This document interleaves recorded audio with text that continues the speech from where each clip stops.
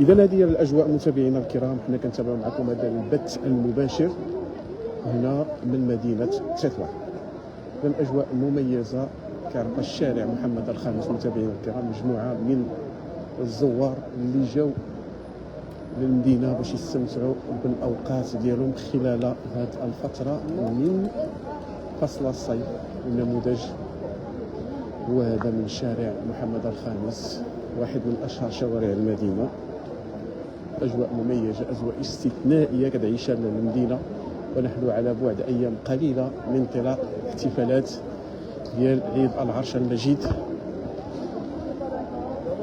بداية من الخطاب الملكي الذي سيوجهه الملك محمد السادس بمناسبة عيد العرش المجيد يوم غد الأربعاء على الساعة 9 ليلا. تليه حفل استقبال ديال ضيوف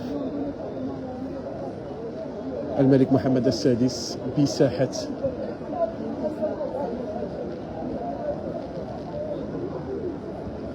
عملة تطوان.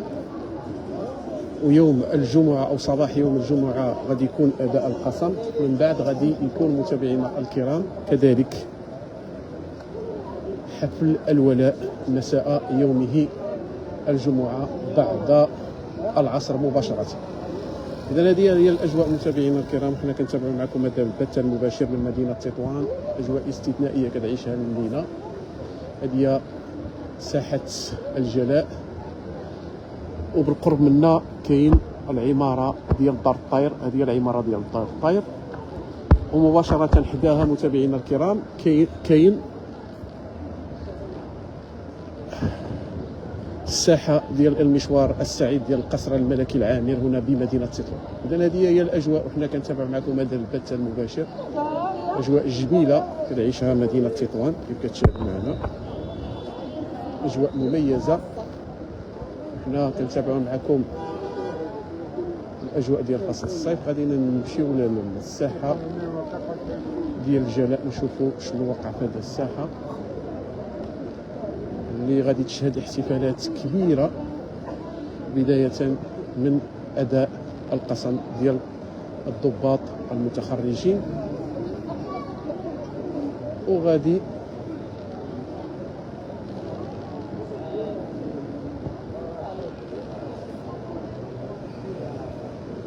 هذه الأجواء متابعينا الكرام.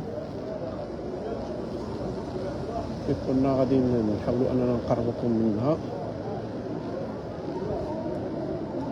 أجواء استثنائية كتعيشها المدينة.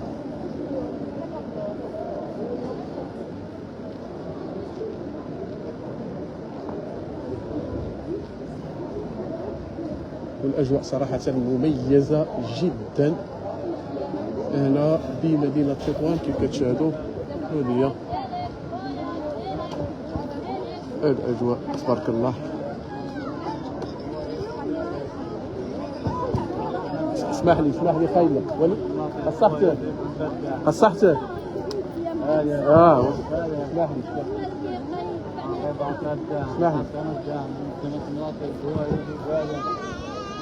من تطوان المغربية هي هذه، وحنا كنتابعوا معكم هذه الأجواء الجميلة جدا تبارك الله. الدنيا عامرة اليوم هنا بالساحة ديال المشوار الساحل، وكاين الحمام هو كاين يعاود هو كيزين الساحة الحمام.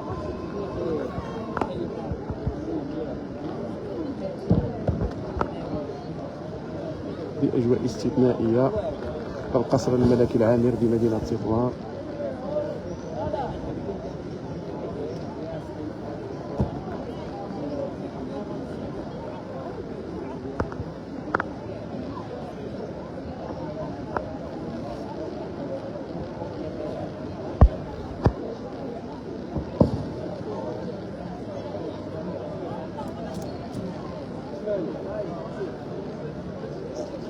الشمال عامر تبارك الله وفيه ما يتشاف.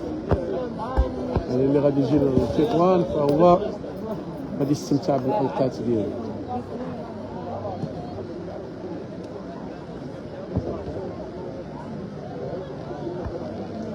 غنجي نرجعوا باش نقول لكم الاجواء بصفه عامه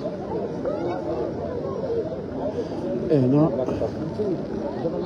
بمدينه تطوان. اذا اجواء استثنائيه كتعيشها المدينه. متابعينا الكرام كنا كنتابع معكم هذا البث المباشر. مدينه واعره، والنظافه يعني النظافه اللي كاينه هنا في المدينه مدينه نظيفه بزاف.